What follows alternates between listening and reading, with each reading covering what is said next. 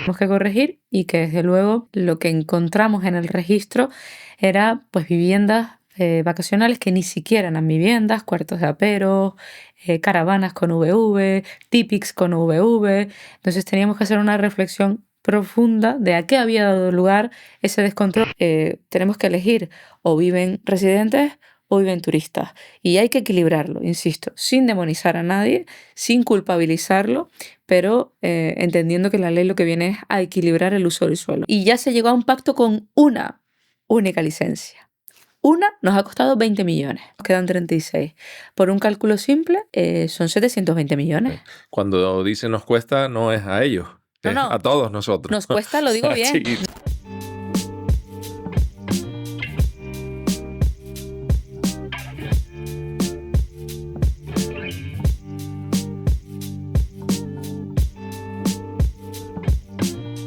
Bienvenidos una vez más a Efecto Folelé. Continuamos con el estudio del monográfico sobre el problema de la vivienda en Canarias y su posible relación con otros sectores como el turismo.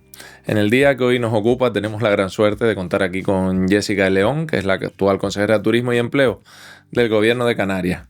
Ella nació en Fuerteventura, es licenciada en periodismo y cuenta con experiencia, entre otras cosas, por ejemplo, como consejera de turismo del Cabildo de Fuerteventura. Busca un modelo turístico más sostenible, regular el alquiler vacacional y el enfoque en el turismo regenerativo. Jessica, muchísimas gracias por estar aquí. Sé que tu agenda no es fácil. Muchísimas gracias a ustedes por la invitación. Como sabes, Jessica, te hemos invitado porque en Efecto Folelé queremos evitar la polarización. Agradezco eso. Queremos fomentar la convivencia y no hay mejor manera de convivir que la gente se escenifique que las cosas en la vida no son blancas ni negras, sino que hay muchas aristas y hay muchos puntos de encuentro y que también hay que escuchar a todas las partes para tener la versión. Y en este caso tenemos la gran suerte de contar también con la versión de la administración, en concreto de la consejería.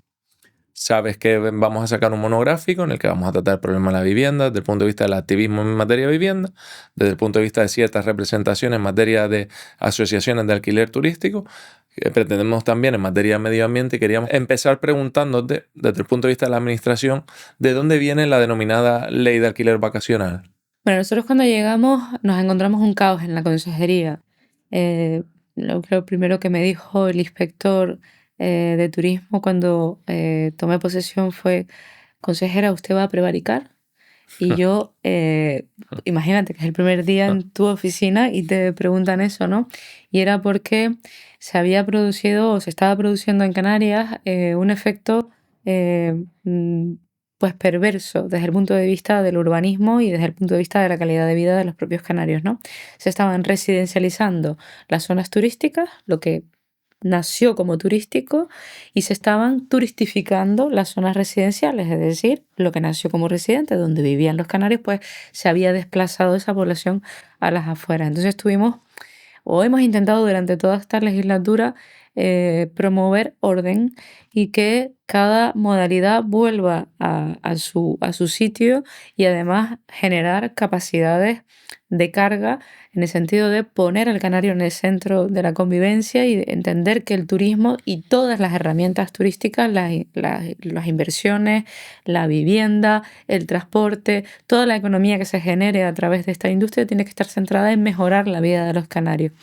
Y si hay algún factor y elemento de la industria que colisione contra esa calidad de vida, pues teníamos que corregirla. En este caso, pues están estos dos pues elementos, entre otros muchos, que tenemos que corregir y que desde luego lo que encontramos en el registro era pues viviendas vacacionales que ni siquiera eran viviendas, cuartos de aperos, caravanas con VV, típics con VV. Entonces teníamos que hacer una reflexión profunda de a qué había dado lugar ese descontrol del decreto 113/2015 cuando se aprobó en el año 2015, cómo se habían pronunciado los tribunales, el derecho autonómico comparado, que es muy bonito, qué habían hecho otras comunidades autónomas, en qué había fallado, cómo no había servido, qué estaba diciendo Europa sobre el alquiler turístico y de corta duración.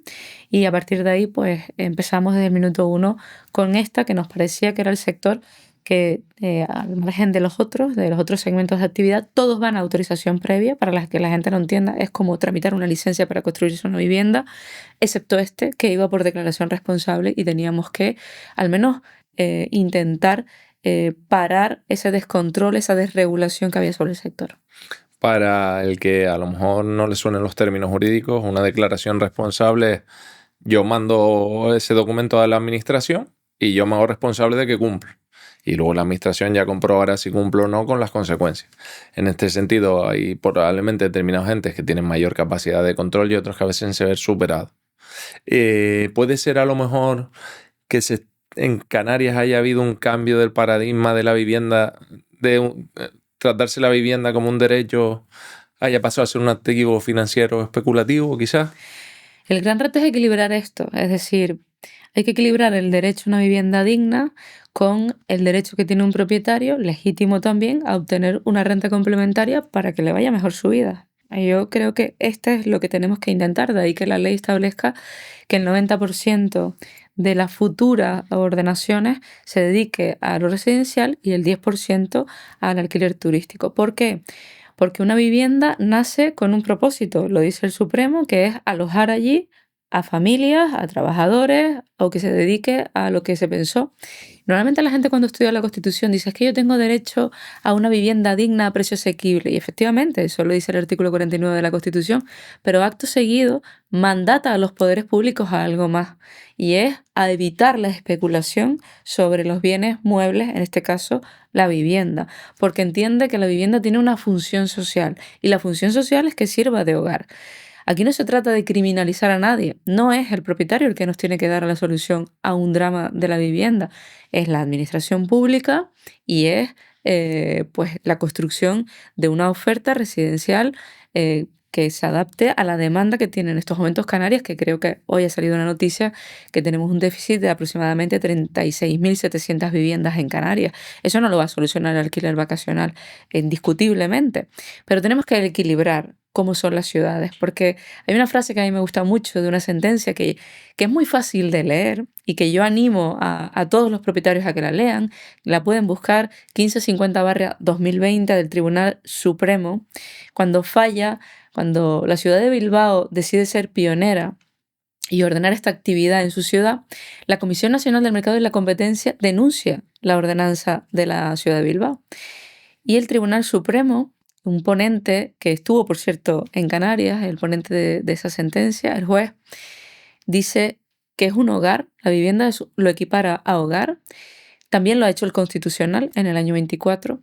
Dice además las ciudades no pueden convertirse en una suerte de parque temático. Dice además que tenemos que procurar que la función social de la vivienda se preserve, y lo que intenta esta ley es equiparar esto, equiparar y encontrar un equilibrio entre el legítimo derecho del propietario a obtener una renta complementaria a través de la actividad turística y que todo el suelo residencial no se terciarice, no se vacíe en las ciudades, no se vacíe en los barrios, no perdamos identidad. Ahí es donde yo creo que tenemos que, o lo que hemos intentado hacer con esta ley. ¿Y por qué se considera a lo mejor que ese 10% es el punto de equilibrio? ¿Y por qué en las Islas Verdes, por ejemplo, se pasa a un 20%? Es muy buena pregunta, porque la gente dice, es una fórmula caprichosa. No.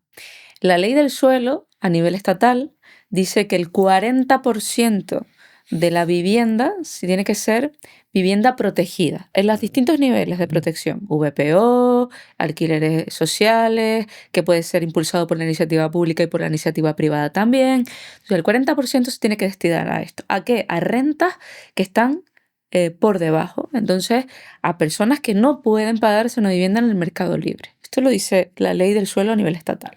Por tanto, es lógico pensar que los que somos más afortunados y tenemos un nivel de renta un poco superior, al menos se nos tiene que reservar un poco más, como somos la mayoría de los que estamos por encima de ese nivel de renta, pues al menos se tendrá que reservar otra parte igual o superior para ese tanto por ciento de la población. Por tanto, reservamos el 40% para lo que dice la ley del suelo, el otro 50% para los que tienen un poco más de renta pueden adquirir también una vivienda, y el 10% para hacer esa actividad. La ley ha cambiado en el periodo de enmienda, reconoce a los municipios de reto demográfico y de ahí entran pues prácticamente todos los de las Islas Verdes y reconocen las Islas Verdes. ¿Por qué la diferenciación? Porque eso es tanto como reconocer, uno, que en las Islas Verdes la vivienda vacacional ha servido como planta alojativa principal, es la planta alojativa principal de las Islas Verdes. Dos, que en las medianías la vivienda vacacional sirve como motor económico y para fijar población. Por tanto, me niego a pensar que la consejería tiene un criterio criminalizador. Muy al contrario, esas enmiendas han sido consensuadas con el propio gobierno y hemos sido abiertos a que esas enmiendas se aprobaran y se han incorporado dentro del texto final de la ley. Y por tanto, de ahí nace ese 90-10. No es caprichoso, responde a una fórmula pues para intentar equilibrar esto en las ciudades y porque además hay estudios ya de la Universidad de Málaga donde se apunta de que a partir del 10% se empieza a afectar al precio de la vivienda. La ley también incorpora una salvedad y es que los ayuntamientos pueden hacer estudios de capacidades de carga y demostrar que con la vivienda proyectada, la vivienda que tienen y con los porcentajes, queriendo superar el porcentaje del 10%, no se afecta a la calidad de vida del residente. Porque, insisto, esto es lo que tenemos que proteger, que los que vivamos aquí pues no se nos vea afectados por la industria turística de la que tenemos que vivir, porque hoy ya el acceso a la vivienda es un factor limitante para el crecimiento de las empresas y no podemos obviar ni tampoco culpabilizar, pero es que las viviendas tenemos que elegir o viven residentes o viven turistas. Y hay que equilibrarlo, insisto, sin demonizar a nadie, sin culpabilizarlo, pero entendiendo que la ley lo que viene es a equilibrar el uso del suelo. A mí a veces me entristece, por ejemplo, cuando veo cierta turismofobia. Movimientos como el de Canarias tiene un límite que entiendo que supuso un punto de inflexión, pero al final es enfrentar distintos estratos de la sociedad. Es verdad que llega un momento en el que a lo mejor el nivel de vida de muchas personas se ve mermado. Temas de tráfico, atasco, temas de encarecimiento de la vivienda, de que la gente no pueda vivir en el lugar en el que paradójicamente es donde hay mayor número de empleo. Esta ley fue quizás una manera de mayor control o ordenación urbanística y económica, o fue ese punto de inflexión para decir ha llegado el momento también de cierta desturificación? Bueno, nosotros cuando tenemos la obligación, cuando llegamos al gobierno, de presentar una agenda legislativa, la presentamos al mes y poco de llegar, se aprobó en Consejo de Gobierno. Un año después, o 9 o 10 meses después, fueron los movimientos de Canarias tiene un límite. La intención de la consejería, siempre insisto, llegamos y había ese caos, ¿no? Incluso teníamos más de, quiero recordar, 150, 200 multas a propietarios que residen en apartamentos turísticos pendientes de firma. De ahí que yo dijera, oye, pues el inspector subió las escaleras y me preguntó qué iba a hacer, ¿no? No, yo le tengo un profundo respeto a Canarias tiene un límite y nunca lo tacharía de movimiento que impulsa la turismofobia. Yo creo que es un warning, porque si vemos las manifestaciones, De estaban acuerdo. compuestas de familias de clase media trabajadora que tal vez ni siquiera se dedican a la industria turística, ¿no? E incluso de compuesto de trabajadores de la propia industria turística. Por tanto, yo creo que aquí lo que hay que hacer es equilibrar. No creo Ujú. que nadie en Canarias está en contra del turismo, entre otras cosas porque yo creo que la inmensa mayoría de los canarios reconoce que la actividad turística ha venido a mejorar la vida de los canarios. Hay una generación que se tuvo que ir de Canarias a trabajar porque aquí no tenía futuro. Hay una economía de subsistencia de los años 60 de la que pudimos salir porque la industria turística generó mayores cuotas de bienestar social, económico y de prosperidad en Canarias y eso es innegable.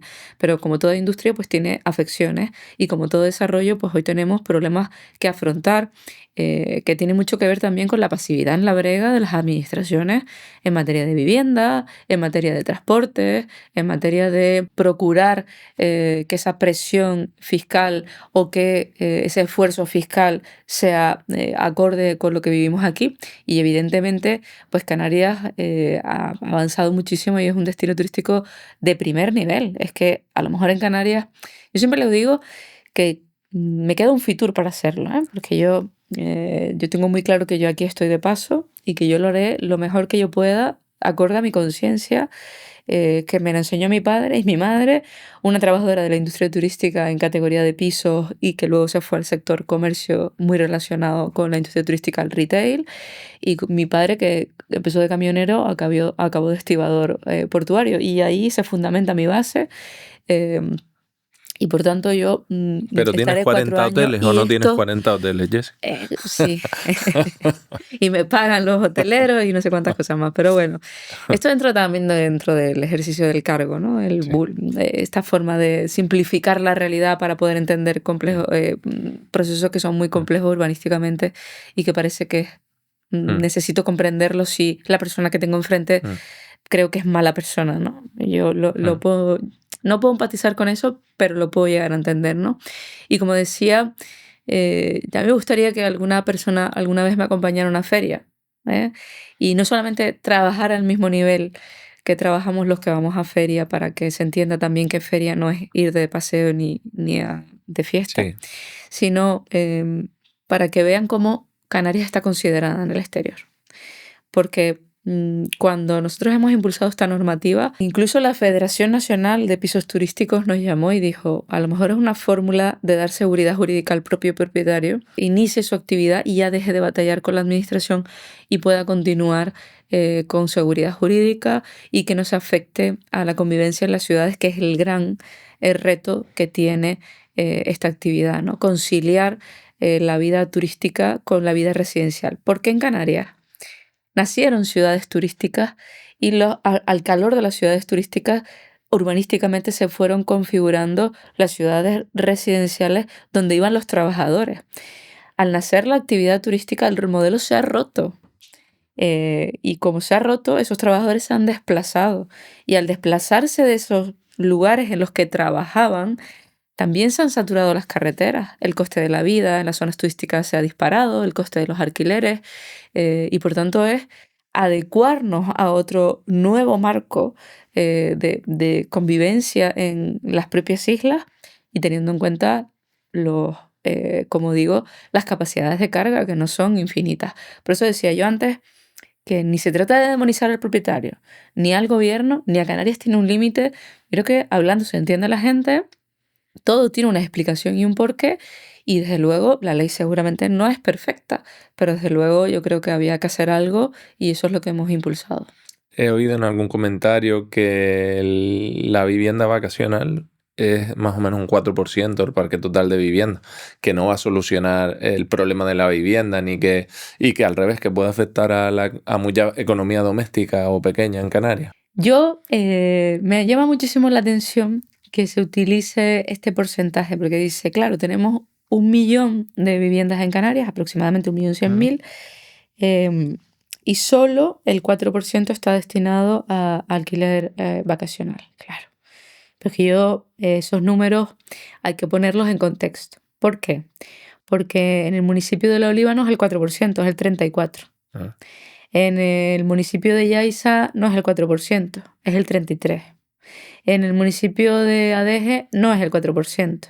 Es decir, hombre, si lo que pretendemos es que el canario se vaya a vivir a San Mateo, con todos mis respetos, teniendo que trabajar en San Bartolomé, o que se vaya a vivir a Betancuria, o que se vaya a vivir lejos de donde trabaja, pues yo creo que lo que estamos defendiendo, o al menos el posicionamiento de este gobierno, no es expulsar a los canarios de allí donde quieren vivir, sino de conciliar una actividad con la otra, que es el gran reto. Lo difícil es eso, lo fácil es tener posturas del 4%, de las 211.000 viviendas vacías.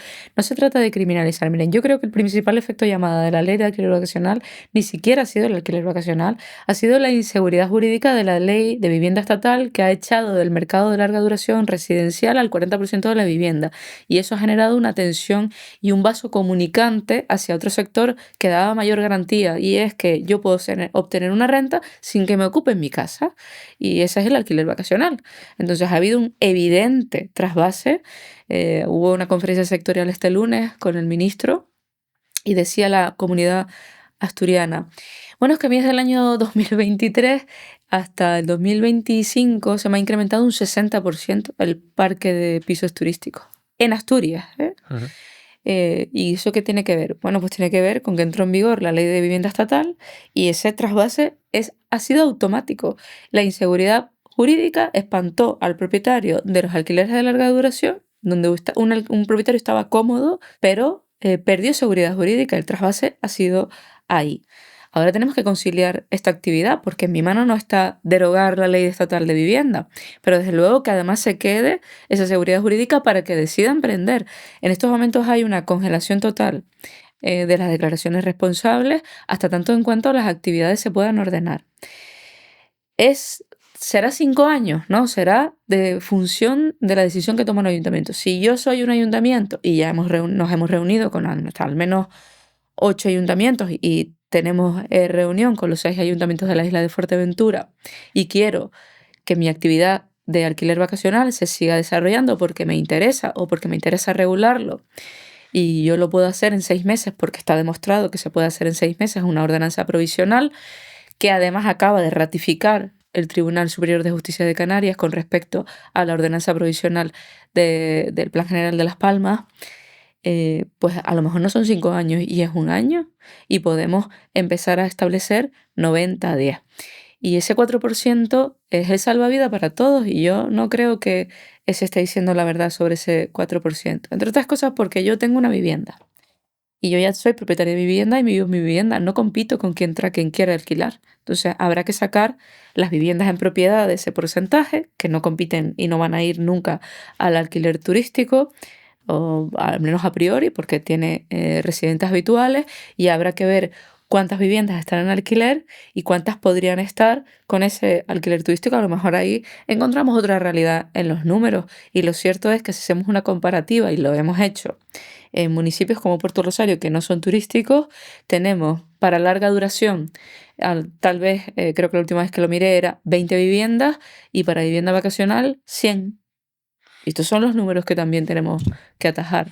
Pero eso está relacionado con la seguridad jurídica. ¿Por qué no se toman ya medidas y se dan a los propietarios más seguridad jurídica para que fluya más la vivienda? Porque ahí todo el mundo está de acuerdo. ¿Qué es lo que impide que se llegue ya a esa medida de dotar de una mayor seguridad jurídica? Que no se ha hecho el trabajo con la vivienda de promoción oficial o la vivienda de protección social. Y no hay donde colocar a esas personas que necesitan esa ayuda por parte de todos nosotros, los españoles. No digo la administración, digo los españoles. Yo puedo coincidir contigo, Yeray, pero es que eso no está en la mano de este gobierno. Es decir, en la mano de este gobierno está, oye, yo voy a legislar sobre una actividad turística, que es el uso que usted le quiere cambiar. Usted Correcto. tiene un uso residencial y ahora quiere usted incorporarse al mercado turístico. Y como toda la demás oferta, que a veces me dicen, no, es que nos comparan con los hoteles. Pues no le quiero comparar con los hoteles, le voy a comparar con una casa rural, que también es una vivienda que está en un asentamiento rural. Y es una vivienda igual, que se podría también destinar al alquiler de larga duración. Y tiene unos requisitos que cumplir para incorporarse a esta actividad turística. Pasa por supuesto, un trámite de actividad clasificada, pasa por trámites que a lo mejor se alargan 5 años para destinarse al turismo rural, frente a una actividad que con 24 horas se puede incorporar. ¿Está en nuestra mano derogar la ley de vivienda estatal o cambiarla? No. Está en nuestra mano, por ejemplo, ahora se está debatiendo el escudo social y ya el gobierno dice abiertamente, oiga, el que tiene 3, le castigo y usted deje de pagar, sea el propietario vulnerable o no. Oiga, que usted está usurpando y de facto expropiándome la vivienda. Entonces, con esas frases del gobierno estatal, es imposible que un propietario, esté en vacacional o no, se replantee ir al mercado. Es que es más, muy probablemente se plantee salirse en estos meses porque ese decreto de escudo social pactados con las izquierdas de este país está ahuyentando al pequeño propietario del alquiler residencial, que tampoco tiene que ser el sostén. Y yo digo, aquí la principal autocrítica que tenemos que hacernos todos los partidos políticos es la no haber construido vivienda de protección oficial. Correcto. Y no haber liberado suelo. Correcto. Que también somos los grandes tenedores de suelo. Y a partir de ahí ya podemos empezar a encontrar soluciones. Este gobierno, el gobierno de Canarias, ha aprobado 2 decretos, viene un tercero. Uno, para dar mayor agilidad y provocar, por ejemplo, que se pueda modificar para aquellos ayuntamientos que ya no tienen suelo residencial disponible, pues puedan cambiar suelo de equipamiento y dotacional a suelo residencial sin necesidad de modificar el plan general. Se ha dado competencia a los cabildos. el Cabildo de Tenerife ha cogido el guante y se ha puesto a hacer viviendas y tiene 1.200 viviendas ya en trámite de construcción. Se ha creado el derecho de superficie, que eso es, oiga, yo me veo incapaz como ayuntamiento y como cabildo de construir por mí mismo. Entonces, bueno, lo saco con un plazo máximo de 75 años para que una empresa se haga cargo de la gestión de este parque con un precio razonable en alquiler que nunca podrá superar ciertos niveles del IPREM, y a partir de ahí usted lo gestiona y me paga a mí un canon. Y cuando acabe esa concesión administrativa, en todo momento, revierte ese parque de viviendas a lo público. Hay fórmulas. Ahora está el decreto de agilización de licencias. O sea, ya usted, ayuntamiento, se declara absolutamente incapaz, no incompetente, porque la competencia la tiene, de resolverme que yo cumplo con toda su ordenanza residencial y con el código técnico de edificación. Bien, yo presento a la administración lo que usted me tendría que dar, ese informe, y ya usted me lo comprueba a posteriori, pero déjeme construir. Ese es el decreto de agilización de competencias, y viene otro segundo decreto ley en breve para intentar agilizar y liberar suelo. Y es lo que tenemos que hacer. Pero claro, eso es una solución a medio y largo plazo.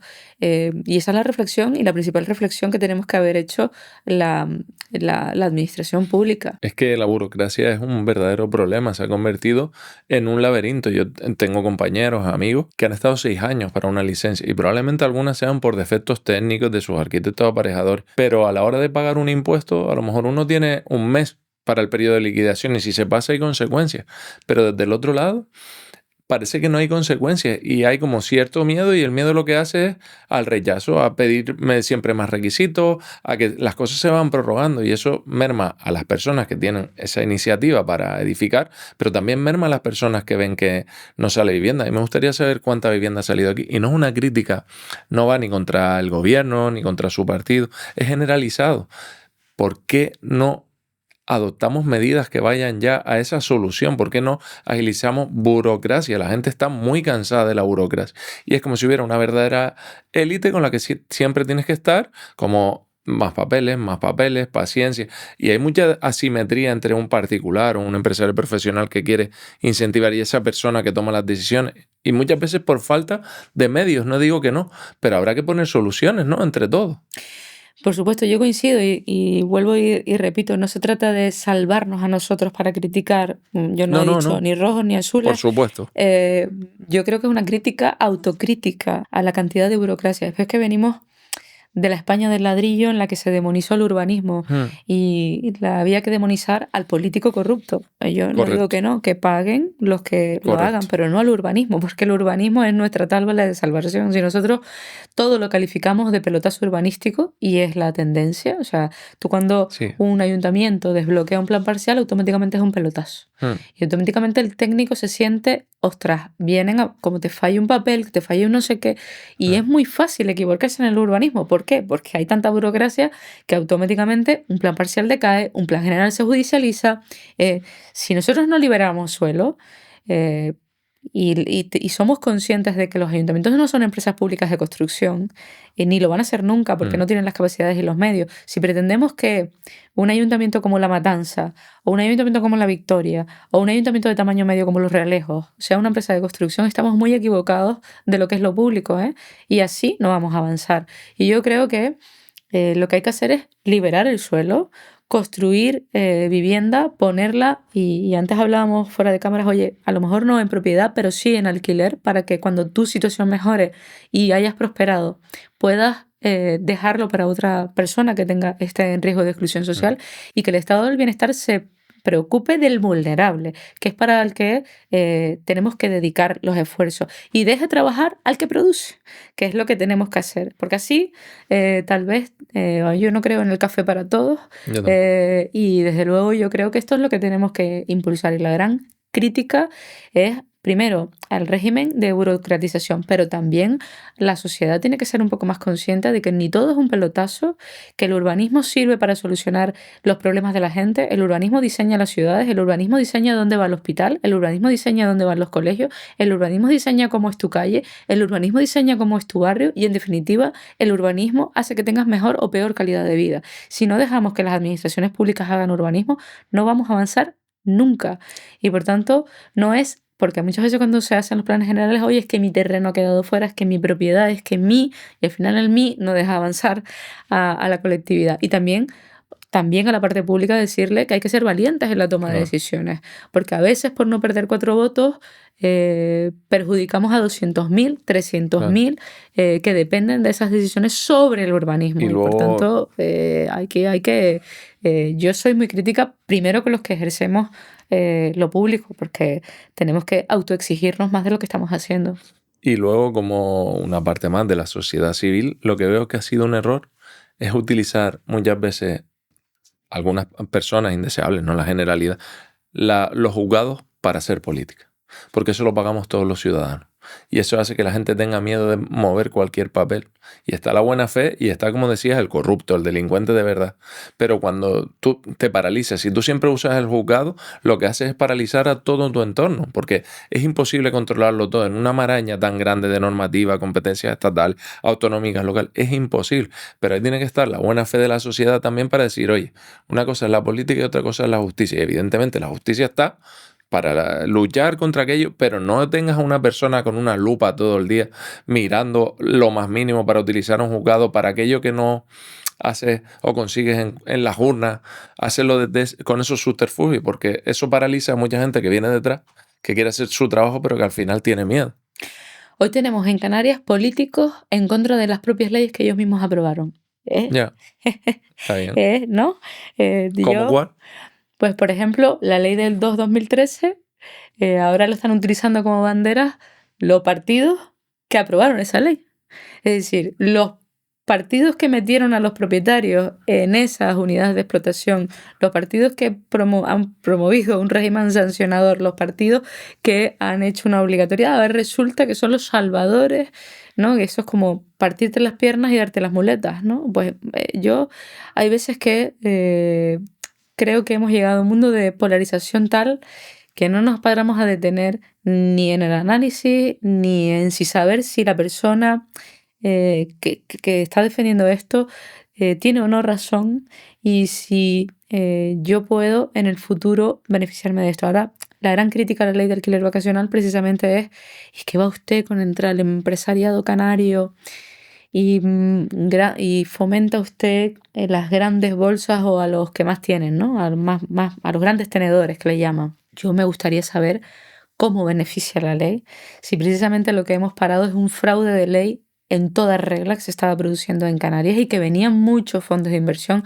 a comerse el suelo residencial de 200 en 200 para construir viviendas que 24 horas después iban a ser no hoteles, para hoteles, que encontraban ese subterfugio para, como el suelo turístico es tan caro y tan escaso en Canarias, donde hay una moratoria, por cierto, en el suelo turístico no está permitido desde el año 2003 calificar nuevo suelo con destino turístico, salvo que sea declarado por interés imperioso de razones, pues por ejemplo una comarca deprimida, una isla de La Palma donde necesita un poco más de masa crítica para compensar porque está perdiendo Producto Interior Bruto, porque el sector primario está retrocediendo y necesita equilibrar la economía. Bueno, pues hay ciertas cuestiones donde se entiende que se puede dar esta excepcionalidad, pero el suelo, clasificar nuevo suelo turístico está prohibido. Entonces, bueno, el decreto 113 de 2015 había una laguna de yo soy gran constructor, gran inmobiliario, me cojo un edificio en ruinas o me cojo un edificio completo, lo reformo, lo destino al alquiler vacacional, 24 o construyo un gran edificio y al día siguiente tengo con una única referencia catastral 200 y no sé cuántas viviendas y me publicito, que ahí está la competencia desleal con los hoteleros y yo soy muy clara, tal cual digo una cosa, Yo he digo la conocido otra. empresarios que compraban hoteles para luego vender las habitaciones como vivienda, o que lo intentaban Claro, pero también. la figura del condotel existe, porque Ujú. existe. Yo puedo trocear un hotel y venderte a ti una Sí, parte, una habitación y tú participar del negocio turístico. Ahora bien, participas del negocio turístico con unas normas y un hotel es un hotel y allí no puedes vivir. perfecto. ¿Eh? Estamos entrando ya en Y aspectos luego, bonitos. la vivienda vacacional es una vivienda que tenía un uso residencial y que usted lo quiere destinar a la actividad turística y tiene que cumplir unas normas. ¿Qué normas nos hemos dado? Pues un decreto 113 de 2015, insisto, su principal pecado, que no desarrollaba qué tenía que hacer el Cabildo y qué tenía que hacer el Ayuntamiento y qué tenía que hacer el Gobierno de Canarias. Y entonces el propietario cree que presentando una declaración responsable diciendo que cumple cuando hay muchas cosas del decreto que no cumplían, ya cumplían. Esa es la principal frustración que puede, y con la que yo empatizo, por cierto, de los propietarios. Pero hemos logrado frenar que esos fondos se apropien de todo el suelo residencial para construir no hoteles que luego se comercializaban como 4 estrellas. El artículo 77C de la ley prohíbe el uso característico de las parcelas.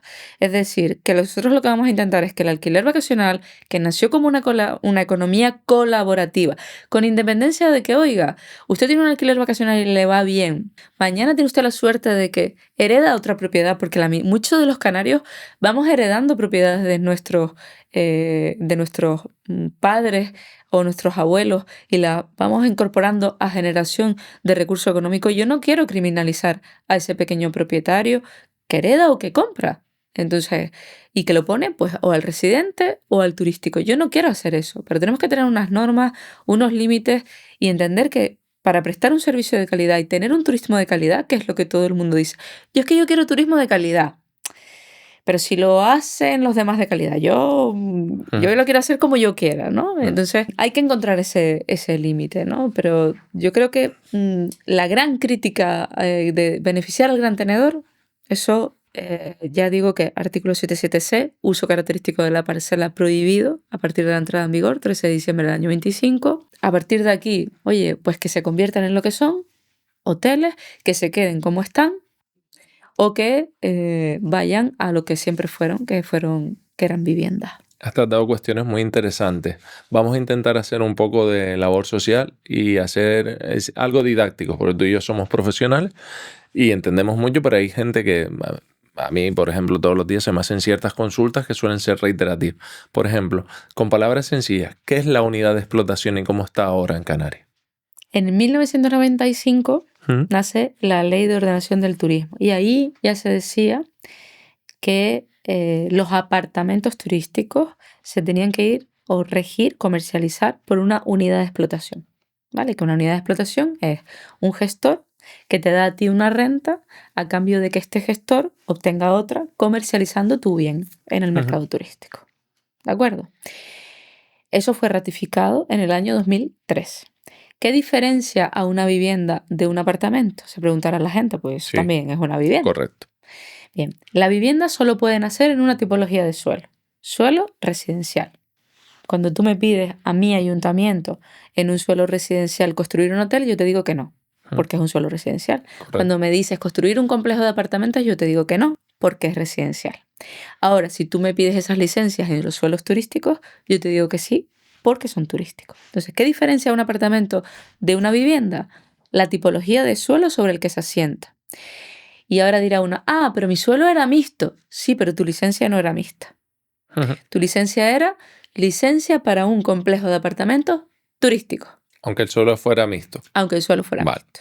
Bien. Y en una licencia para un complejo de apartamentos turísticos, si yo tengo un apartamento, a día de hoy, como está la normativa, ¿yo puedo vivir en mi apartamento o no? ¿Y me puedo empadronar o no? De facto, no te puedes empadronar porque no puedes vivir.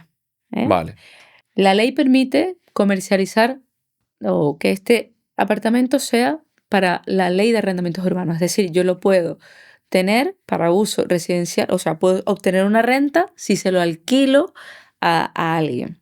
Pero si no, tiene que ir a la unidad de explotación. ¿Qué diferencia hay entre la ley del 95 y la ley del año 2013? Que la ley del 95, o sea, todos los complejos de apartamentos construidos antes del 95, permite que haya una comercializadora en esa unidad de explotación o en ese complejo de apartamentos, con el 50% más uno.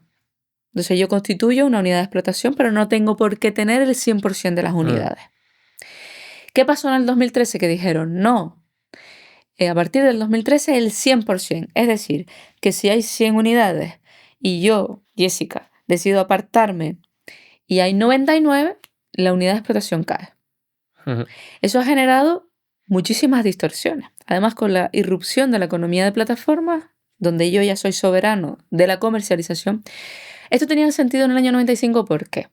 Porque yo en el año 95 no tenía acceso a TUI, a Jet2, no tenía acceso al canal de comercialización, al cliente final. Si yo quería contactar contigo en un país nórdico, era muy difícil que tú y Correcto. yo pudiésemos yo tuviese clientes todo el año en mi apartamento y tener una renta garantizada durante todo el año. Entonces en los años 90, 80, 90, esto fue un gran alivio para muchas familias que decidieron invertir en un activo turístico para tener una renta complementaria, en este caso se llamaba apartamento. En el año 2013 esto continuó así. ¿Qué pasa? Que hay un elemento de distorsión. El elemento de distorsión era la plataforma. La plataforma a mí me permite que en lugar de ganar 300 pueda ganar 1500. Y hombre, no somos tontos. Yo prefiero Claro, ganar 1500 que 300. claro, Yo lo entiendo perfectamente. claro. ¿Qué ha hecho los propietarios de apartamentos? Bueno, pues se da una casuística que es yo saco mi unidad, me empadrono en la unidad y una parte, sí, efectivamente, caen los gestores de esos apartamentos, cae la unidad de explotación, se saca y se da de baja del registro general turístico y la gente ha empezado a vivir en esos complejos de apartamentos. Casuística número 1. Casuística número 2. Yo me he empadronado, me salgo de la unidad de explotación y le doy de alta como vivienda vacacional. Casuística número 3. Mi explotador es un explotador consciente, rentable, transparente, confío en mi unidad de explotación y yo cumplo la ley. Esas 3 casuísticas se dan hoy en Canarias. Cuando yo al principio hablaba de caos, es que hay un verdadero caos sobre el suelo, sobre los usos del suelo y sobre la no comprobación de absolutamente nada en Canarias. Y ahora tenemos que ir a bisturí, es decir, aquellos complejos que han perdido su explotación, que se han dado de baja en el registro general turístico, el ayuntamiento tiene que cambiar el uso de esas parcelas porque evidentemente han dejado de ser turísticas y son residenciales. A día de hoy, ¿qué pasa? Que explotadores quieren entrar a explotar esos complejos que saben que tienen una licencia turística y denuncian ante la inspección. La inspección tiene que actuar de oficio porque con la ley en la mano ese uso se prohíbe sobre esa parcela. No es que yo sea mala persona, ni el viceconsejero, ni el consejero ni el inspector.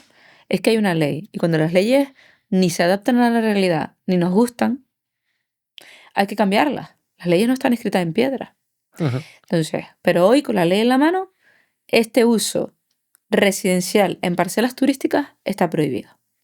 Vale. Por el principio de especialización de uso. Recapitulando, si es suelo turístico o incluso un suelo mixto, que la licencia es para apartamentos turísticos, ahí no se puede vivir y en principio no se debería estar empadronado. Exactamente. Que de facto pasa. Sí. Y por eso dice, echan a los canarios de las zonas turísticas. Pasa. Y ahí de nuevo pasividad en la brega. Si yo soy ayuntamiento y detecto que esta parcela ha perdido su uso, que ya estos propietarios han consolidado el uso residencial, el trabajo de la administración local es cambiarle el uso a la parcela. Pasarlo de turístico a residencial. Y problema solucionado. Y problema solucionado. Vale. Tiene usted una vivienda, vive usted con total tranquilidad. Segunda casuística. Usted se empadronó. Y se empadronó y se salió de la unidad de explotación, pero usted quiere seguir explotándolo como algo turístico. Pero yo no quiero irme a una unidad de explotación porque yo considero que yo he tenido una mala experiencia, porque también aquí es de todo, ¿no? Malos propietarios que incumplen la ley de esa vivienda, pero también hay malos gestores, ¿eh? Y complejos que no están explotados por ninguna gestora. Exactamente. Entonces, yo aquí me voy a empadronar para ver si consolido el uso residencial para trasvasarlo a vivienda vacacional. Eso también está pasando. Bien. Nosotros decimos que no. Usted quiere hacer un uso turístico sobre una parcela que se pensó para uso turístico. Vamos a darle otra salida. Repensemos el principio de unidad de explotación para no echarle del mercado, sino para traerlo y que esos edificios sigan funcionando legales. Vamos a procurar algún elemento en la nueva ley que no es la ley de alquiler vacacional, porque la ley de alquiler vacacional, vuelvo al inicio, viviendas, suelo residencial. Eso es lo que regula. La ley de alquiler vacacional solo se limita a aquellas que están en suelo residencial. Efectivamente. Entonces, la ley de vivienda vacacional nunca va a poder legalizar apartamentos turísticos porque solo se dedica a regular viviendas. Entonces, ahora viene la siguiente reflexión. Hay que cambiar la Ley 2/2013 y la Ley de Ordenación del Turismo en Canarias. ¿Qué ha dicho el gobierno de Canarias? Vamos a refundirla en una. ¿Por qué tenemos dos leyes que ordenan el turismo? Vamos a crear una nueva ley de ordenación que aglutine las dos. Y que, por un lado, el principio de unidad de explotación lo repensemos y por otro lado entendamos que tiene que haber una transitoriedad de gente que ya ha salido de la unidad de explotación, de gente que comercializa por su cuenta, de gente que ha expulsado a los gestores, que ya hace muchos años que incluso estando activo en el Registro General Turístico como complejo turístico, lo comercializa como vivienda vacacional y que nuestro reto es que vayan a apartamento turístico o dicho de otro modo, un cambio de cartel de VV a T, por así decirlo, simplificando mucho, y que usted siga haciendo lo que está haciendo. Y en esa nueva ley, ¿qué opciones tendría yo si saliera más o menos como se prevé como propietario de un apartamento en un suelo turístico? Aquí hay que ver dos cosas. Primero, la unidad de explotación está pensada con un fin, y ese fin es proteger al cliente. Vale. ¿Por qué? Porque en un complejo de 129 unidades, correcto, la piscina, la recepción, el jardín, etcétera, son elementos que utiliza el turista y que cuando, si Dios no lo quiere, un cliente se ahoga en una piscina o, como ya ha pasado, y ahora cuento una anécdota para que veamos el por qué la administración tiene que estar pensando en estas cosas, si el edificio tiene problemas de seguridad estructural, alguien tiene que velar porque eso se cumpla, ¿vale? Porque todo no también puede ser yo recaudo y gano, pero no presto ningún servicio. Si un cliente se ahoga en la piscina, ¿quién responde? Porque los seguros de responsabilidad civil adheridos a los apartamentos no están adheridos a las zonas comunes ni al uso que se hace de esas zonas comunes. Por tanto, tiene que haber alguien que responda y no puede ser de forma subsidiaria el conjunto de la comunidad o un único propietario, ¿no? O por el contrario, si esa unidad yo invierto, tú inviertes, pero mi vecino, el del frente, resulta que no invierte en su unidad y un vecino se cae, ¿no? De una propiedad porque el edificio empieza a tener problemas de seguridad estructural, ¿quién responde? ¿No? Y esto nos ha pasado, ¿eh? Nos ha pasado en un hotel en la isla de Lanzarote que la valla del balcón, el turista, como decimos en Canarias, se alonga, cede la valla, dos británicos caen, uno muere y otro queda en estado crítico. Y la jueza dice, a ver, ¿quién es el competente para garantizar la seguridad estructural de este edificio? ¿Quién es? Tú, Jessica, como gestora y propietaria de este hotel. Y el gobierno de Canarias, porque aquí dice que las inspecciones técnicas turísticas tienen que pasarla cada 5 años. ¿Están cumpliendo estos hoteles? ¿Sí? ¿No? Entonces, la actividad clasificada va por ahí y en los apartamentos turísticos va por ahí. Es garantizar condiciones de seguridad, salubridad.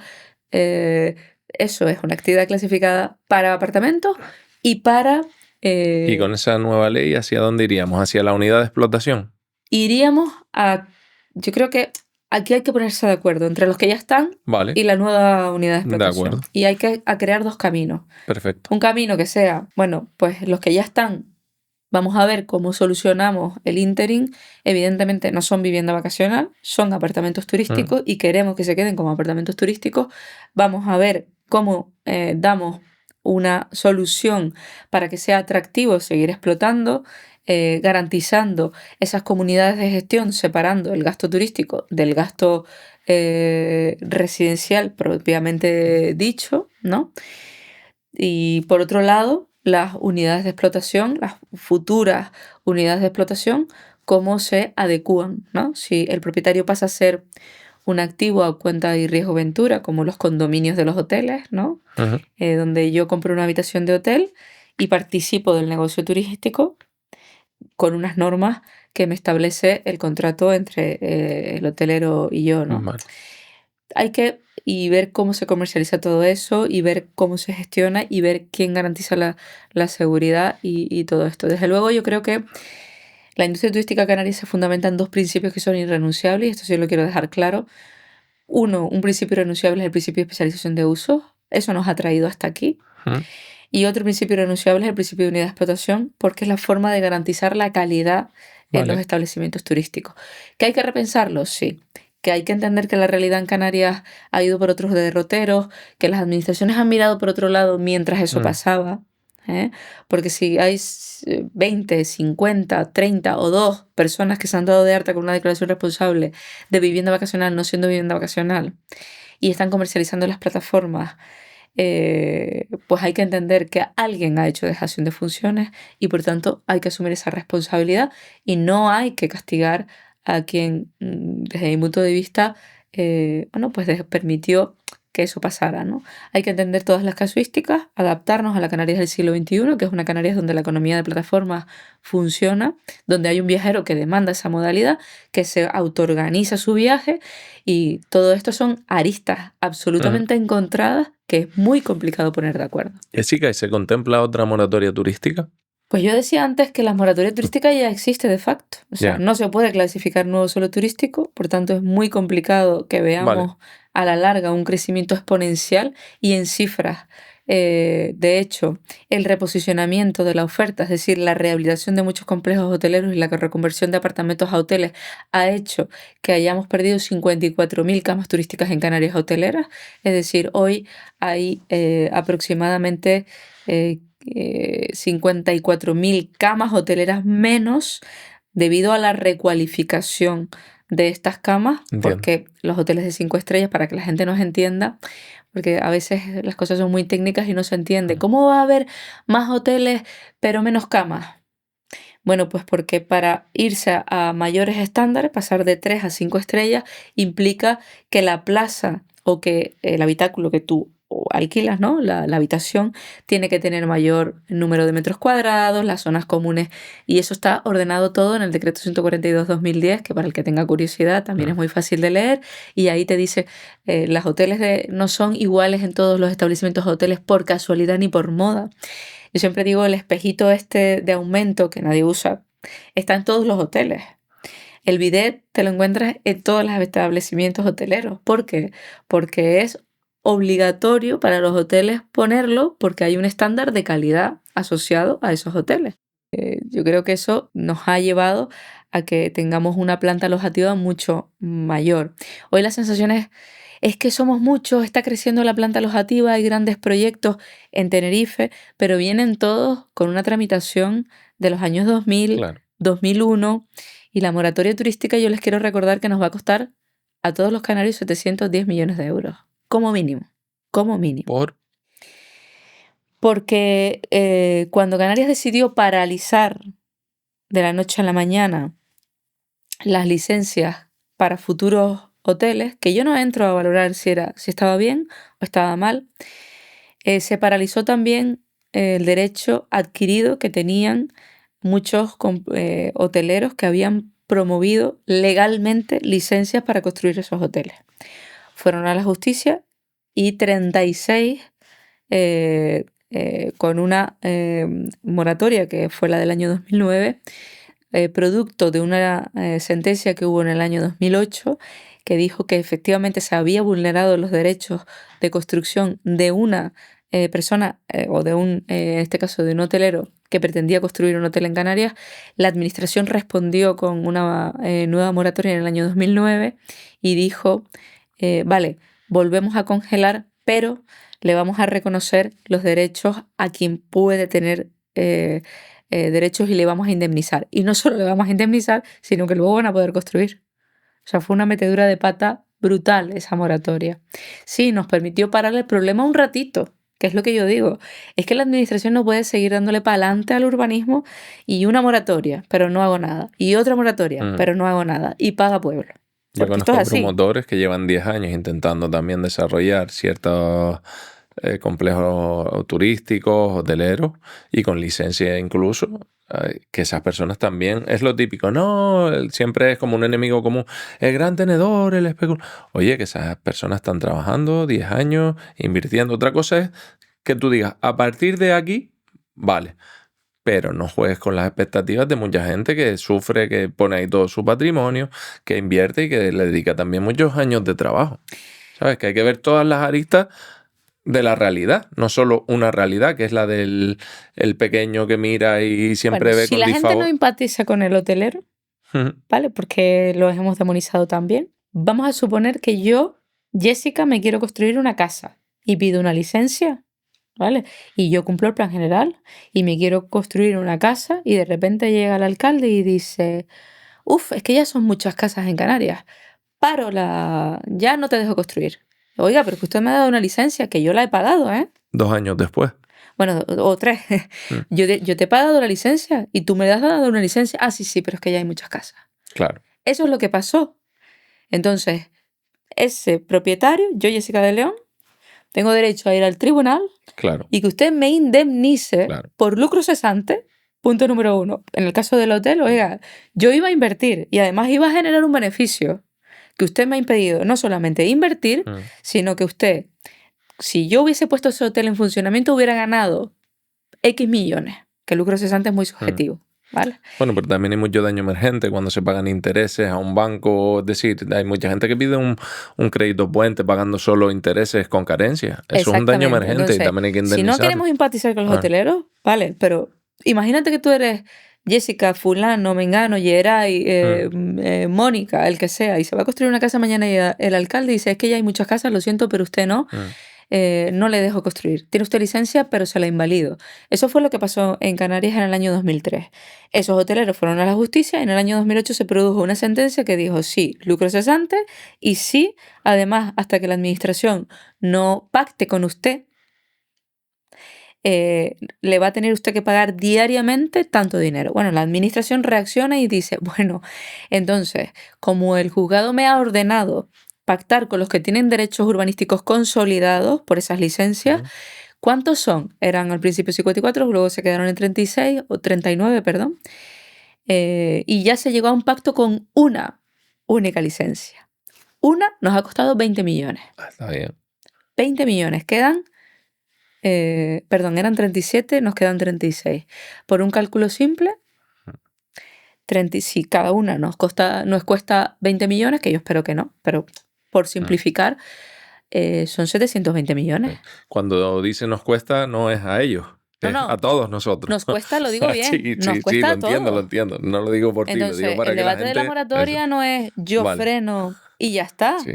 Nosotros tenemos que procurar mecanismos jurídicos para que los ayuntamientos, primero, que desde el año 2003, con buen criterio, no se pueda clasificar nuevo suelo turístico, salvo como dije antes, por razones de interés social, de interés económico, de interés urgente, asociado a ciertas realidades y perfectamente Un justificado proyecto de interés insular o de interés autonómico exacto, también. ante la administración, como digo, insisto, caso de la isla de La Palma. Y luego, por otro lado, generar seguridad jurídica para que se pueda dar proyectos de rehabilitación, proyectos de inversión sin demonizar, insisto, el urbanismo.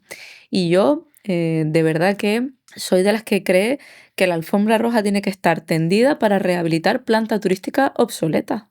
No para construir más, sino para que la iniciativa privada se fije en complejos de apartamentos, en complejos hoteleros, en zonas, en centros comerciales obsoletos y regenerar todas esas zonas turísticas, crear un producto de mayor calidad, concentrar en las zonas turísticas el producto turístico y desde luego pues subir el target y de ahí los beneficios, los ingresos y el beneficio de los canarios, porque dice, es que los canarios no se benefician de esto.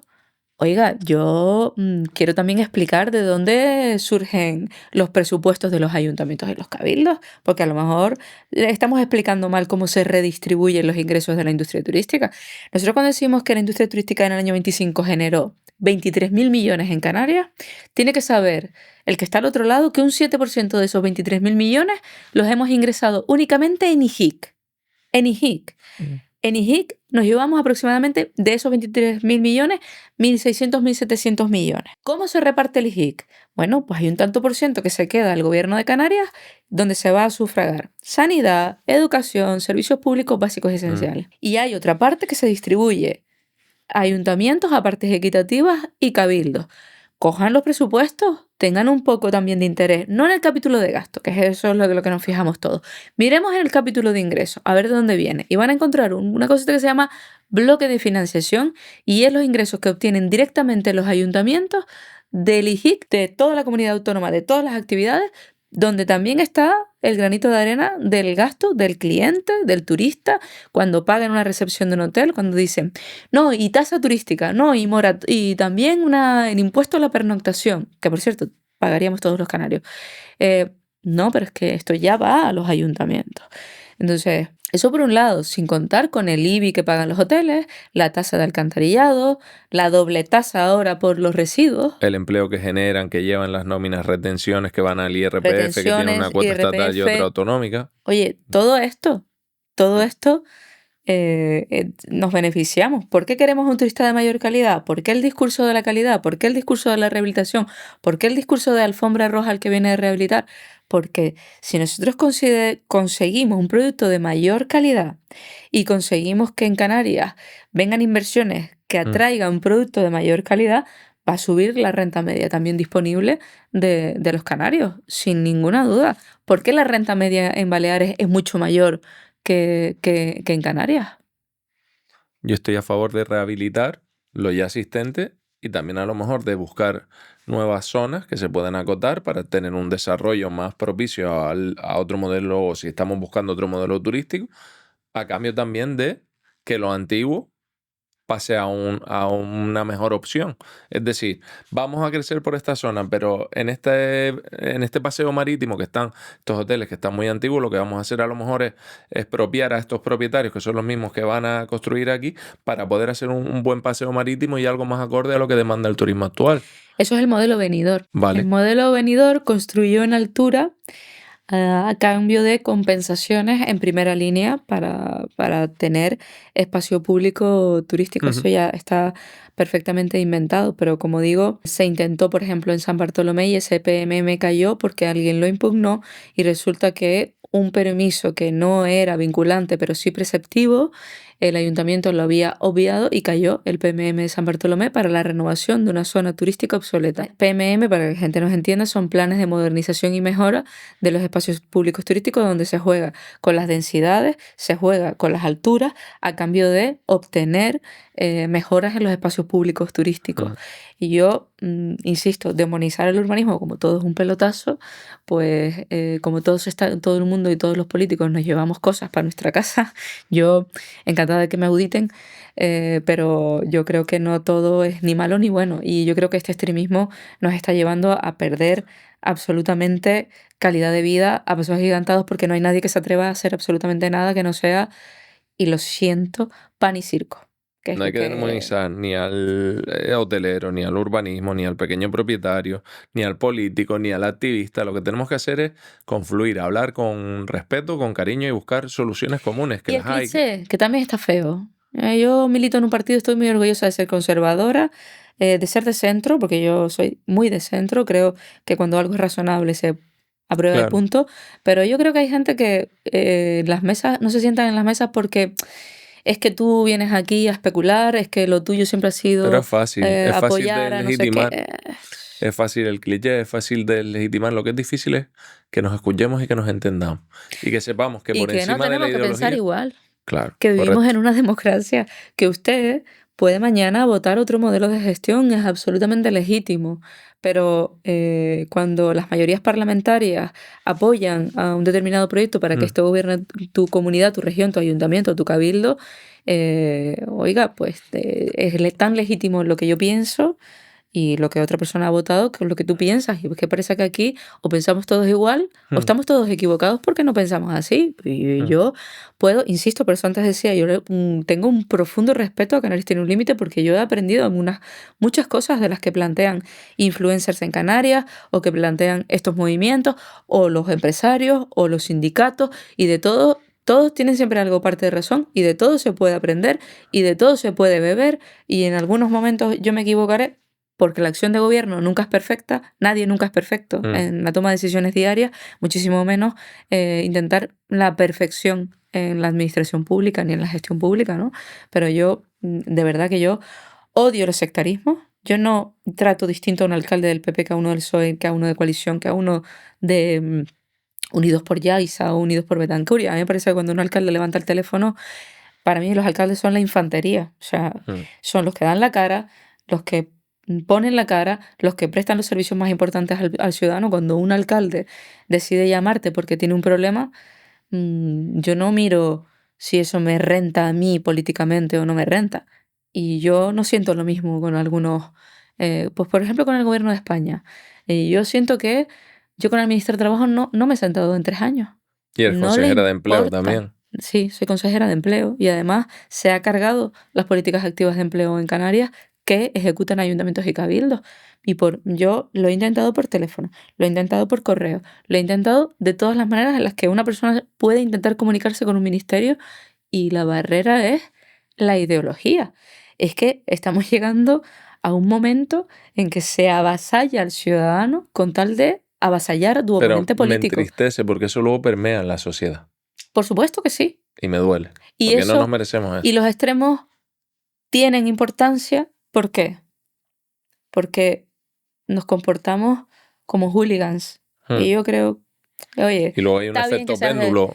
seas del Barça y del Madrid, Pero pero es mejor que te guste cuando el tú ves el fútbol. fútbol y ves un correcto. partidazo del Madrid, a regañadientes, yo que soy del Barça diré.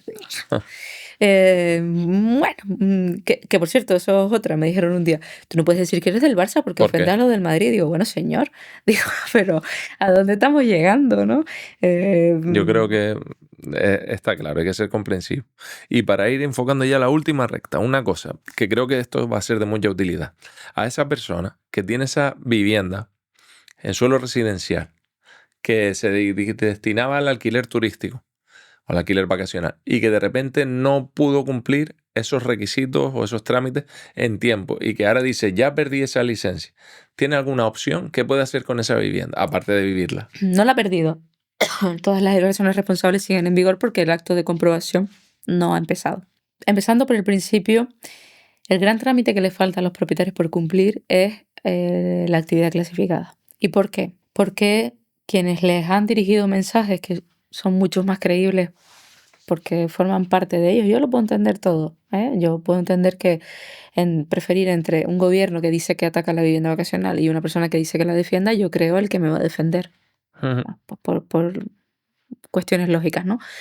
Pero si yo desde que llegué al gobierno, la consejería desde que llegó al gobierno ha dicho que es imprescindible cumplir el trámite de actividad clasificada, si hemos hecho pedagogía por los 88 ayuntamientos de Canarias para que el trámite de actividad clasificada se cumpla, hemos hecho formaciones con los técnicos de los ayuntamientos de forma voluntaria para que el trámite de actividad clasificada se posibilite, porque yo también entiendo que hay muchos propietarios que han ido ahí a tocar la puerta y les han dicho a los ayuntamientos, aquí no vengas que esto no es mi competencia. O sea, a mí lo sé. En vista de que 2 días antes de aprobarse la ley, que esto fue así irreal y además puedo demostrarlo, se dijo, corran a sus ayuntamientos a presentar la actividad clasificada. En un ejercicio de absoluta irresponsabilidad, porque mucha gente pudo cumplir, pudo haber tramitado en tiempo y forma su actividad clasificada y no lo pudieron, no lo hicieron porque les dijeron hasta el último minuto no lo hagan. Y quiero aclarar aquí una cosa. Cuando se aprobó la ley de alquiler vacacional en el Parlamento, había un pacto de caballeros firmado, no escrito, o sea, no escrito, pero sí asumido por todas las fuerzas políticas que componen el arco parlamentario de izquierda a derecha, oposición y gobierno, y las que apoyan al gobierno, quiero decir. Hay un trámite de enmiendas y acaba el plazo. Y esas son las enmiendas que se tramitan indiscutiblemente en la comisión. Y hay otras enmiendas que se presentan fuera de plazo que se llaman in voce. ¿Y qué dice el reglamento del Parlamento? Que si un grupo político veta la tramitación de esas enmiendas, no se debate. Por primera vez en la historia, los grupos de la oposición decidieron vetar la tramitación. No estaban en contra, o no, porque nunca lo pudimos saber.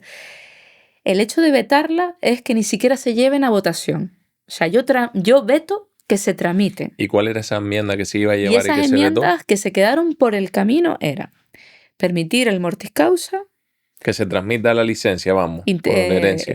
no inter vivos, pero sí Sí. mortis causa, que se permitiera a los propietarios presentar actividad clasificada durante un año a la entrada en vigor de la ley, que se permitiera, además, pues, es que ahora no recuerdo bien porque fueron días Bueno, muy pero entre convulsos. transmitir, porque lo que más se demanda es que se pueda heredar esa licencia y también que a lo mejor, no lo sé, pero lo que dicen que hubo falta de información, que todo fue muy atropellado, que no se obtuvieron esa actividad clasificada y que ya no hay otra opción, que también sería lícito si la administración lo ha advertido.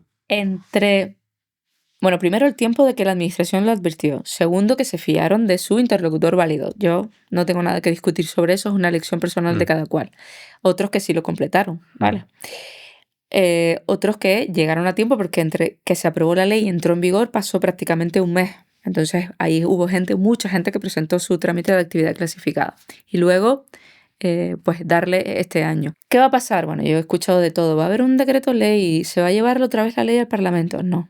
Esas enmiendas se han incorporado a un decreto ley que está en trámite ya en el Parlamento, que va de otra cosa, y se han incorporado ahí enmiendas para permitir que aquellas que se vetaron en su día se puedan llevar, tramitar e incorporarse a la ley. Por lo ¿Se tanto, pueden volver a vetar? ¿O no, ya no, porque ya ahora entraron en plazo. Vale. Vale, ahora ya se votarán y se incorporarán a la ley. Vale. Por tanto, yo desde aquí transmitirles absoluta tranquilidad. Nuestra intención no es que desaparezcan las viviendas. Es más, si un propietario hoy no cumple, mañana puede cumplir. Es decir, si yo mañana, por la causa que sea, ¿no? Vamos a suponer que yo vivo en Puerto del Rosario, que es mi ciudad, y no llego a tiempo de tramitar la actividad clasificada ni siquiera con este año, ¿vale? Porque estoy despistado, porque no... Y cuando llega el trámite de comprobación, mi ayuntamiento notifica al cabildo para que le dé de baja mi declaración responsable. Pero mi ayuntamiento aprueba la ordenanza. O sea, yo puedo... y resulta que no está al tope del 10% y que me permite seguir la actividad. Oiga, pues yo vuelvo a presentar mi declaración responsable cumplimentando ya todo. Ahora sí, se tiene que adjuntar esa comunicación previa hecha al ayuntamiento con su estudio de actividad clasificada, etcétera, y a partir de ahí pues continuar y empezar de nuevo la actividad. No desaparece la actividad en Canarias, es que eso no es verdad. Aquí hay dos caminos. Los que están, no se les aplica nada de los primeros artículos de la ley. No se les aplica el 90-10, no se les aplica los 35 metros cuadrados, no se les aplica lo del cargador, no se les aplica nada de eso se les aplica. Solo se les aplica disposición transitoria primera. Este es el tránsito que ellos tienen que pasar. Ahora se les va a dar una nueva disposición transitoria para que si se han quedado fuera, porque en el momento de entrada en vigor de la ley no tenían actividad clasificada, pues puedan presentarlo. Y aparte de esto, pues cuando todos los ayuntamientos lo ordenen en sus términos municipales, una persona que quiera volver a dedicar, donde el ayuntamiento haya decidido dónde, cuántas y cómo, se pueda iniciar de nuevo esta actividad económica. También he escuchado que a partir de ahora a las nuevas no se les va a pedir el trámite de actividad clasificada. Eso no es verdad. El artículo 6.2 pide la comunicación previa a actividad clasificada. No podemos tener dos ritmos. Es verdad Bueno, que lo que dice es que se tenga que cumplir al trámite de actividad clasificada en su ayuntamiento, notificándose como una comunicación previa y siendo muy claro en el trámite que hay que seguir, algo que no hacía el decreto 113/2015. Pero bueno, yo creo que esto poco a poco se está sentando el debate, los ayuntamientos poco a poco quieren incorporarse a la regulación y yo lo agradezco, porque partíamos de posturas muy encontradas, como yo no soy competente en materia de actividad clasificada. Yo un día llegué una persona a mi despacho, que además es compañero, con el que le tengo muchísimo cariño, y le digo, oye, ¿y tú qué llevas? Dice, yo soy concejal de urbanismo y actividad clasificada. Digo, ¿y qué tal llevas las actividades clasificadas en vivienda vacacional? Dice, no, yo no soy competente. Digo, pero si me acabas de decir que eres concejal de urbanismo y actividades clasificadas. Un compañero me tuvo que pagar una cena también. Me decía, yo no soy competente, yo no. Llamó a su técnico y me dijo, alcalde, somos competentes, pero lo que pasa es que es verdad que nosotros tenemos el auxilio a través del cabildo porque somos municipios de menos de 10.000 y lo tramita el Claro, cabildo, pero somos somos competentes. competentes en actividad clasificada. La semana pasada además estuve con un aparejador en unas jornadas con Charter 100 en la provincia de Las Palmas con 50 mujeres, había entre ellas una aparejadora y la aparejadora, la verdad, que se lo agradezco la intervención porque dijo, cualquier actividad turística y no turística tiene que presentar una comunicación previa al ayuntamiento para que se garantice. Y yo quiero que sepan que esto no es para fastidiar a nadie. La comunicación previa en materia de actividad clasificada es un informe que te hace un técnico velando porque hay seguridad estructural y señalizando las salidas de emergencia, entre otras cosas porque tu cliente no ha estado nunca en tu casa. Si ha accedido por un edificio plurifamiliar a través de un ascensor y hay un incendio, el ascensor se va a bloquear. Por lo tanto, cuando necesites salir de ese edificio, tendremos que saber, dentro de la vivienda en la que se está hospedando, tendrá que haber un plano de por dónde salgo yo en caso de que haya una emergencia. Y eso es lo que es la actividad clasificada. No es un trámite que no se pueda pasar y que una vivienda se tenga que adaptar a un hotel, como he escuchado, que la accesibilidad se tiene que adaptar a un hotel porque ahora nos equiparan a hoteles. Que no, código técnico de edificación. Eso es lo que tiene que cumplir una vivienda, que para eso se construyó como vivienda, código técnico de edificación para viviendas, y que un aparejador, arquitecto o ingeniero acredite que esa vivienda tiene la seguridad estructural y que su licencia está, eso lo tendría que comprobar el ayuntamiento, y ya está. Si, aquí no se trata de entorpecer a nadie, se trata de cumplir unas normas comunes que cumplen el resto de segmentos alojativos, que haya mayores cuotas de seguridad y que haya un equilibrio en las ciudades. Y yo creo que ese es el propósito de la ley. Probablemente es mejorable, yo no digo que no, pero la ley que hoy se critica tanto, mañana estoy segura de que será la salvación de los propietarios, porque el tsunami que viene de Europa, que ha tomado mucha conciencia de que no todo es directiva de servicios, sino que tiene que haber límites, tiene que haber urbanismo y tienen que ser las entidades locales. Y el próximo reglamento que se va a publicar ahora para audiencia pública de todos los Estados miembros, de todas las regiones, vamos a ver un cambio, un giro de 180 grados de vivienda, de la DigiGrow y de la Directiva de Servicios y sobre todo del acceso y de la incorporación de la vivienda al mercado turístico. Te estoy entendiendo que más o menos nos estamos anticipando a una ola que viene de Europa. Efectivamente. De acuerdo. Y lo que hoy se entiende como una apisonadora que va a exterminar, mañana va a ser el principal aval de un propietario que quiere ejercer y ejerce conforme a la ley. De acuerdo. Jessica, ¿crees que hemos tocado todos los puntos que pueden ser de interés? ¿Hay alguno que te gustaría tratar que a lo mejor yo haya omitido, se me haya escapado? Yo creo que los hemos tocado todos. Yo siento si es tan compleja la materia No. y yo soy demasiado técnica para explicarla, pero no me gustan los populismos, no me gusta la demagogia y necesito que la gente entienda, sobre todo los que se dedican a esto, que hay unas normas que nos hemos dado todos y los que no se dedican a esto, que entiendan también que queremos conciliar la industria turística que es nuestra principal fuente de bienestar y que no queremos tampoco morir de éxito, ¿no? Pues un favor para terminar. Manda un mensaje de conciliación a todos los administrados de Canarias.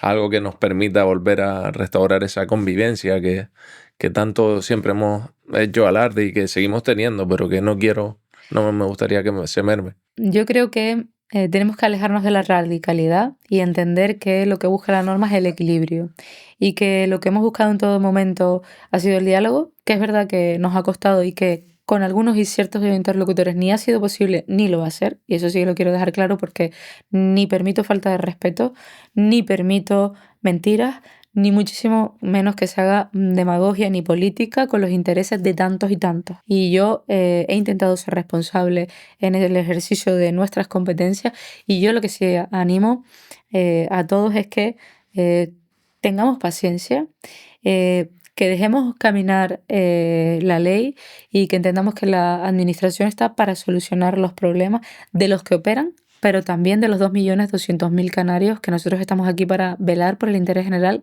de todos y cada uno de los canarios. Y que a veces las decisiones de la administración no son fáciles, pero que llega un momento en que tienes que tomar decisiones, y en este momento, en este preciso momento que nos tocó tomar a nosotros la decisión, la situación era de absoluto caos administrativo, jurídico y urbanístico. Pues te agradezco de corazón que, al igual que a los demás invitados, que nos hayas dado este tiempo, que sé que nos de sobra. Además, estamos empezando, nadie nos conoce. Siempre se agradece cuando se apuesta por algo que no es nada. Y de parte de la comunidad queríamos tener un detalle contigo, a Kiara, que te transmita toda la suerte, porque tu suerte además es la de todos nosotros. Y una vez más, esta siempre va a ser tu casa, Jessica. Muchísimas gracias. Oye, muchas gracias por la invitación. Yo creo muchísimo en estos formatos. Llegan a públicos que los medios generales no llegan, ni siquiera creo que compitan. Como me presentaste como periodista, tengo que felicitarte porque no es fácil no ser del gremio y estar aquí dando la cara, y también por el regalo que me ha encantado. Además, me encanta el café y es algo que me llevaré con muchísimo cariño a casa.